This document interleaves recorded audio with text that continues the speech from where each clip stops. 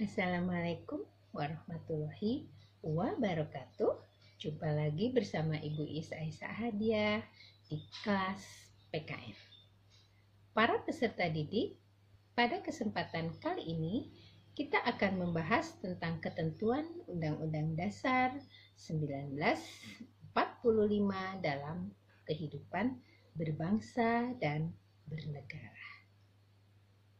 Sebelum memulai pembelajaran, Ibu persilahkan kalian untuk berdoa terlebih dahulu. Baik, terima kasih. Sumpoko pada kesempatan kali ini adalah materi ketiga, kemerdekaan beragama dan berkepercayaan di Indonesia. Kemerdekaan beragama dan berkepercayaan di Indonesia. Kemerdekaan beragama dan berkepercayaan mengandung makna bahwa setiap manusia bebas memilih, melaksanakan ajaran agama menurut keyakinan dan kepercayaannya. Kemerdekaan beragama dan berkepercayaan dijamin oleh Undang-Undang Dasar 1945 Pasal 28E. Yang pertama, setiap orang bebas memeluk agama dan beribadah sesuai dengan agamanya, kemudian memilih pendidikan dan pengajaran, memilih pekerjaan, memilih kewarganegaraan, memilih tinggal di wilayah negara dan meninggalkannya, serta berhak kembali. Kedua, setiap orang berhak atas kebebasan meyakini kepercayaan dan menyatakan pikiran dan sikap sesuai dengan hati nuraninya. Dalam pasal 29 Undang-Undang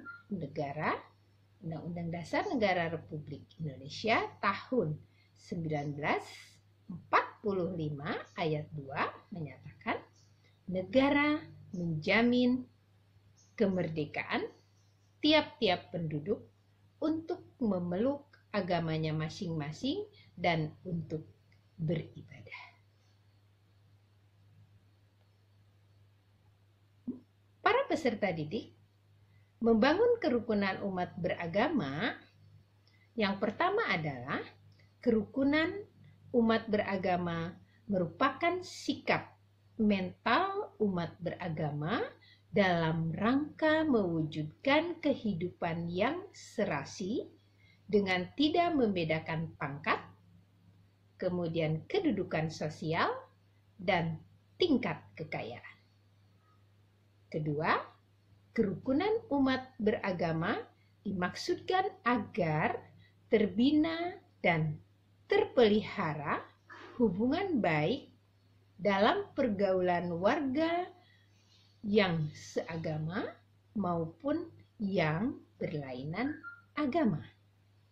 Kemudian yang ketiga, di negara kita mengenal yang namanya konsep tri kerukunan umat beragama yang terdiri atas kerukunan internal umat beragama, kemudian kerukunan antar umat beragama, dan kerukunan antar umat beragama dengan pemerintah. Para peserta didik, 3 konsep kerukunan umat beragama. Yang pertama, kerukunan antar umat seagama. Apa saja yang harus dilakukan supaya kerukunan antar umat seagama ini berlangsung dengan baik? Yang harus dilakukan pertama, kerukunan antar umat beragama seperti adanya kesepahaman dan kesatuan untuk melakukan amalan dan ajaran agama yang dipeluk dengan menghormati adanya perbedaan yang masih bisa ditolerir. Kemudian yang kedua, dengan kata lain, sesama umat beragama tidak diperkenankan untuk saling bermusuhan, saling menghina, saling menjatuhkan, tetapi harus mengembangkan sikap saling menghargai, menghormati, dan toleransi apabila terdapat perbedaan. Asalkan perbedaan itu tidak menyimpang dari ajaran agama yang dianut. Selanjutnya, konsep kerukunan umat beragama yang kedua, yaitu kerukunan antar umat beragama. Kerukunan antar umat beragama yang pertama, kerukunan antar umat beragama adalah sarana untuk mempersatukan dan mempererat hubungan antara orang-orang yang tidak seagama dalam proses pergaulan-pergaulan di masyarakat, tetapi bukan ditujukan untuk mencampur adukan ajaran agama. Ini perlu dilakukan untuk menghindari terbentuknya fanatisme ekstrim yang membahayakan keamanan dan ketertiban umum. Kemudian, bentuk nyata yang bisa dilakukan yaitu dengan adanya dialog antar umat beragama yang di dalamnya bukan membahas perbedaan, akan tetapi memperbincangkan kerukunan dan perdamaian hidup di masyarakat. Selanjutnya, inti dari adanya kerukunan antar umat beragama ini bahwa masing-masing agama mengajarkan manusia untuk hidup dalam kedamaian dan ketentraman. Para peserta didik, selanjutnya adalah konsep kerukunan umat beragama yang ketiga, yaitu kerukunan antar umat beragama dengan pemerintah. Yang pertama, kerukunan antar umat beragama dengan pemerintah. Dalam kehidupan beragama, masyarakat tidak lepas dari adanya aturan pemerintah setempat yang mengatur tentang kehidupan masyarakat. Kemudian yang kedua, masyarakat tidak boleh hanya mentaati aturan dalam agamanya masing-masing, akan tetapi juga harus mentaati hukum yang berlaku di negara Republik Indonesia.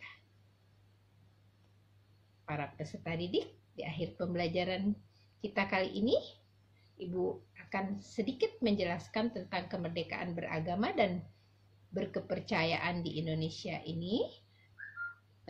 Jadi, seluruh warga negara Indonesia berhak atas kemerdekaan beragama dan berkepercayaan secara utuh, tanpa harus khawatir negara akan mengurangi kemerdekaan tersebut. Untuk mewujudkan suatu kemerdekaan beragama, maka diperlukan beberapa hal. Pertama, pengakuan yang sama oleh pemerintah terhadap agama yang telah dipeluk oleh warga negara.